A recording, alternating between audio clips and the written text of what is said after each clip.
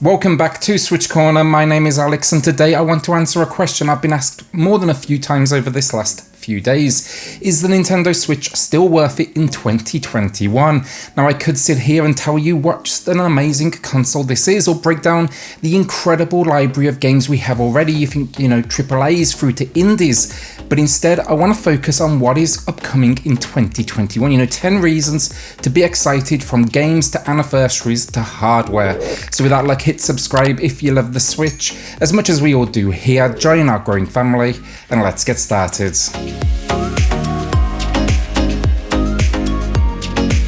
So first up, before we do kick things off, I want to hear from you. What are you most excited for in 2021? Let me know in the comments down below, because it wasn't an easy list to get down to 10, honestly.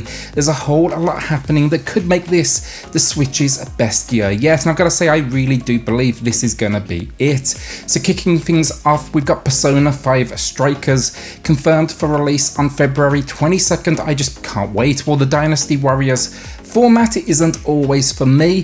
This has been reviewed already thanks to its Japanese release last year, and most of it is basically praise. It's just praising the approach to this kind of genre. It seems unlike a traditional experience. It's kind of similar to Age of Calamity. It's got a big focus on story while also respecting the series roots. Rather than non-stop battles though, we still have a hub world here, we still have RPG mechanics, and we still have dungeons to explore. What you need to do here to jump into one of the Dynasty Warrior styles of battle is actually connect with an enemy in that dungeon map. I'm psyched. I think it's going to be great stuff, and Koei Tecmo, they absolutely are my trust with Age of Calamity for the most part, so I'm more than ready for this one. Scott Pilgrim vs. the World, it's getting a re-release which has long been requested, and this one, it's a complete edition throwing in all previous DLC. Now sure, it's gonna be on PlayStation and Xbox too, but for me honestly, this is a perfect fit for the Switch, especially handheld play. As beat-em-ups go, it's one of the best recently, and fans of the genre should absolutely pick it up when it drops on January 14th. Expect here though your favourite characters from the movie, of course, while also levelling up with new abilities, secret modes and minigames, and then even local or online play for up to 4 players. It's just a great use of the license, honestly, and the creator has stated on Twitter a physical release is in the works potentially, and I think it's pretty obvious actually, to be honest, limited run games or someone similar.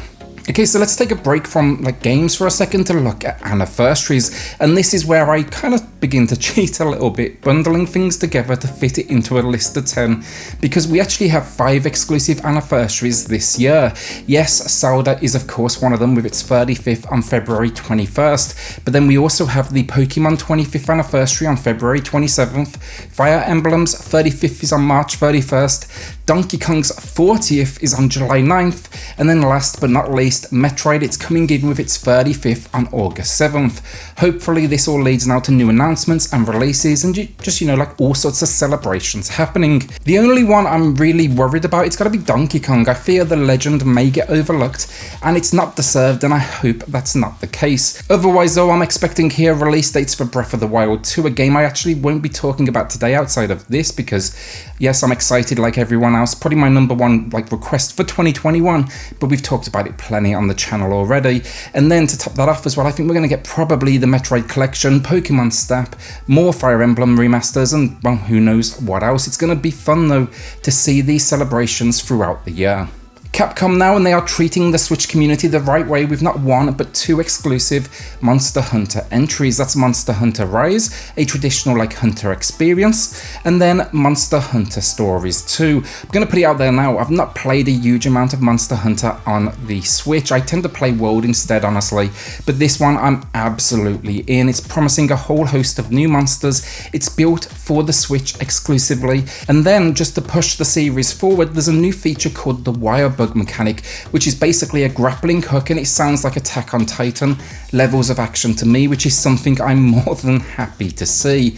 Then Stories 2, Wings of Ruin, you switch out from being a hunter to being a rider, and this is a JRPG take on the series. It's a sequel to a 3DS game. It seems though to be a standalone tale that anyone can jump into, and here you'll be making bonds with the monsters, not beating down on them. You'll basically work together for some turn-based action. Excited for both though. Rise, it drops on March 26th. Stories, they're just saying summer right now, but if you can't wait, if you want to check something out at least, Rise will be getting a demo this month in January. So a personal favourite now, No More Heroes 3. I'm a big fan of the series. I reviewed the re-releases of the first two here on the channel. I even found some enjoyment, honestly, in Travis Strikes Back, but this is the game I've wanted, the next numbered entry. This one's a third-person action hack and slash with a seriously, immature sense of humour, and features now what is, to me at least, a classic hero in Travis Touchdown. Looks stunning from the footage we've seen so far, and it seems this one will be introducing alien invaders as like a mysterious floating island it appears next to Santa Destroy. I can't wait to see though what Grasshopper do with this one and how they leverage the Nintendo Switch to their advantage. Roll on Katana Beam time though, this can't release soon enough. A bit more out there now, but Disco Elysium, this game is just hands down a masterpiece. It's a role-playing game that I actually played on PC as I just couldn't wait, and it deserves every single accolade that was thrown its way, from its seriously deep mechanics to the graphical style to this story set around a detective who's out to solve a murder mystery in a more than, let's say, questionable world. Adults only this one, it's for sure mature, but I'm just curious to see how this works because it's not a particularly demanding game, but it's still stunning. The imagery and characters on screen can be tiny, and then there's a whole lot of text here that will, no doubt challenge the players who are using the Switch in handheld mode. So hopefully this wait was worth it and it's being optimized to the highest levels. This is even getting a seriously expensive collector's edition from I Am 8-Bit, which was pulled from their website just temporarily, just as they await a release date in 2021. But yeah, look, all RPG fans, you should absolutely check this one out. The thing with this one though, and this kind of leads to my next point, I honestly believe this is being optimized to kind of be at full power on whatever the next Switch is called. I'm a believer this is the year for a Nintendo Switch Pro like many, and on today's list this may be the only reason you would potentially want to at least wait on picking up a Nintendo Switch. I think honestly the huge library of games, it just warrants making the investment in the console now, and you will not be disappointed. But if you want, just all out power and you want cutting edge, you really do have one of two choices. By the current gen Switch, kind of a risk, but expect here to reinvest again in an upgrade if power's your thing, or just save that cash, wait and hope that next step up gets announced sooner rather than later. I can though wholeheartedly get behind recommending the current gen Switch. With the library and the portability, it's going to be difficult honestly to be disappointed. I mean, you can always resell the thing, worst case scenario, once this new one does get announced. I mean, it could be the end of the year before we even know anything.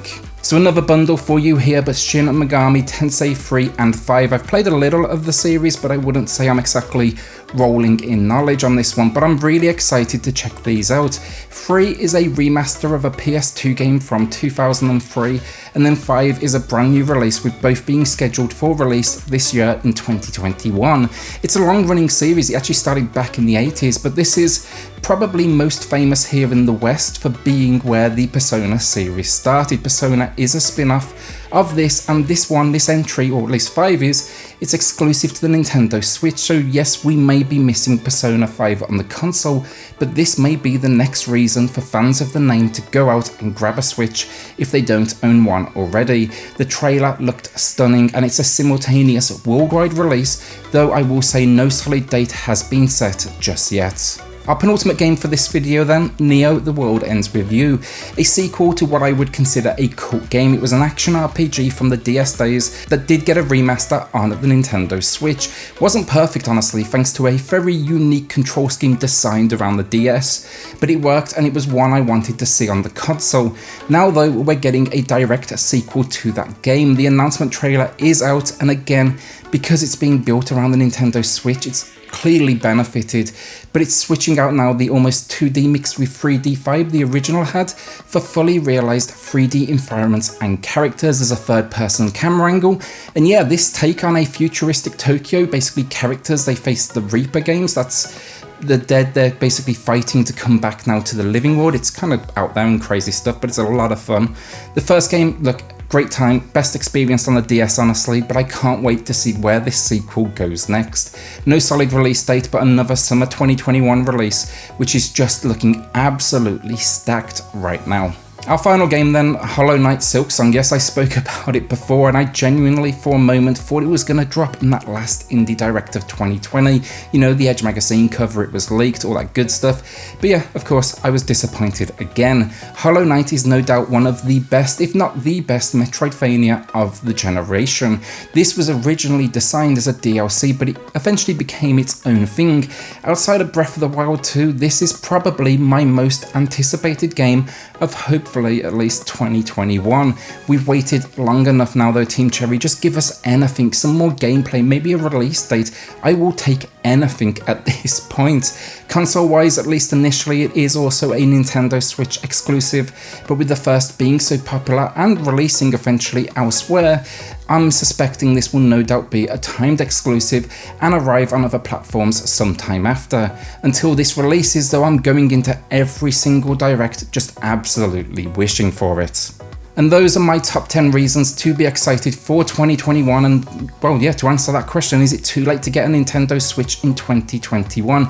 Absolutely not. This year is just currently lining up to be the very best yet, and just trust me, there's a huge back catalogue of great indies and AAA experiences to face while you wait for these games. I may even do a follow-up to this video because there's just so much I have missed. Think Axiom Verge 2, Haven, an incredible title that's currently exclusive to the PS5, Hitman 3, Cloud Edition, dependent on how you feel about cloud gaming, Cyber Shadow, Super Mario World, Eastward.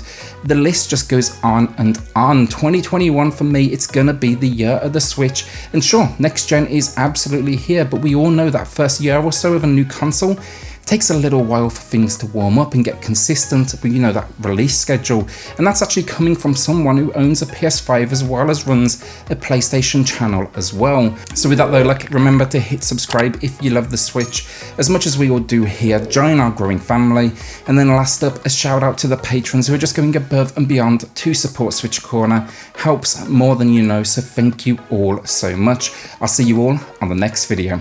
Thanks everyone.